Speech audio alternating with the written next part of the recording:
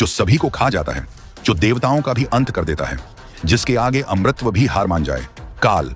लेकिन जब वह काल स्वयं भयभीत हो जाए, कंपित हो उठे और रक्षा की भीख मांगे, तो वहां कौन होता है? वहां प्रकट होते हैं महाकाल।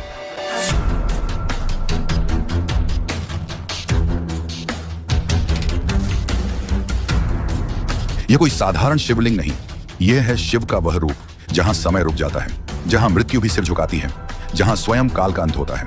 कभी यह नगरी अवंतिका कहलाती थी, आज हम इसे उज्जैन कहते हैं। एक महान तीर्थ, एक आध्यात्मिक केंद्र, एक काली शक्तियों से टकराने वाला मैदान। यहाँ के एक तपस्वी ब्राह्मण श्रीकृष्ण, धर्म और तपस्या में लीन, उनका पुत्र मासूम, निष्पाप, पर काल को क्या पड़ी है मासूमियत की। मृत्यु की छाया मंडराई, भयंकर प्रेत शक्ति ने उसके प्राणों को घेर लिया। श्रीकृष्ण की आंखों में डर नहीं, भक्ति थी। उन्होंने आंखें मूंदी और पुकारा, महादेव। और तब कुछ ऐसा हुआ जिसे समझना मानव बुद्धि से परे है।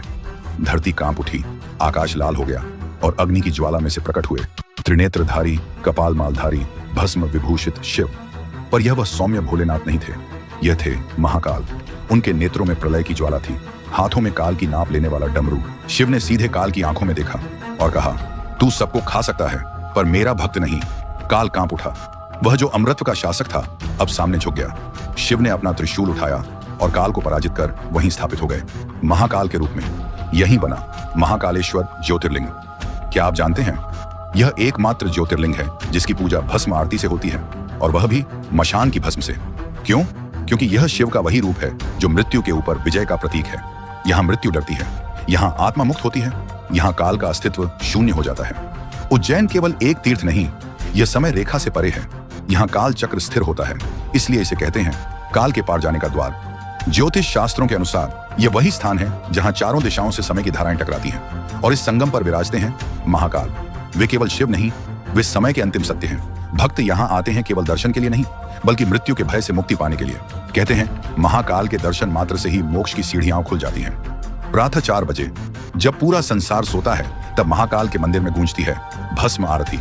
यह आरती केवल पूजन नहीं, बल्कि तंत्र, भक्ति और रहस्य का संगम है। शिव को चिता की भस्म से स्नान कराया जाता है। क्यों?